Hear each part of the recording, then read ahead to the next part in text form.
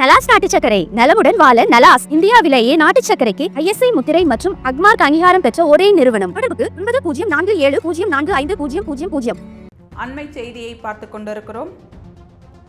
தேசிய ஜனநாயக கூட்டணியின் குடியரசு துணைத் தலைவர் வேட்பாளராக CP ராதாகிருஷ்ணன் அறிவிக்கப்பட்டுள்ளார். குடியரசு துணைத் தலைவராக இருந்த ஜக்தீப் தன்கர் உடல்நலக் குறைவு காரணமாக சமீபத்தில் தனது பதவியை ராஜினாமா செய்திருந்தார். அதைத் தொடர்ந்து குடியரசு துணைத் தலைவரை தேர்வு செய்ய பிரதமர் மோடி தலைமையில் தேசிய ஜனநாயக கூட்டணியின் நாடாளுமன்ற குழு கூட்டம் நடைபெற்றது. அதில் குடியரசு துணைத் தலைவருக்கு CP ராதாகிருஷ்ணன் பெயரை தேசிய ஜனநாயக கூட்டணி தலைவர்கள் ஒருமனதாக தேர்வு செய்தனர். அண்மை செய்தியை பார்த்துக் கொண்டிருக்கிறோம். தேசிய ஜனநாயக கூட்டணியின் குடியரசு துணைத் தலைவர் வேட்பாளராக CP ராதாகிருஷ்ணன் அறிவிக்கப்பட்டுள்ளார்.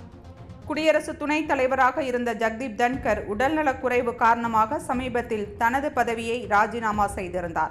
அதைத் தொடர்ந்து குடியரசு துணைத் தலைவரை தேர்வு செய்ய பிரதமர் மோடி தலைமையில் தேசிய ஜனநாயக கூட்டணியின் நாடாளுமன்ற குழு கூட்டம் நடைபெற்றது.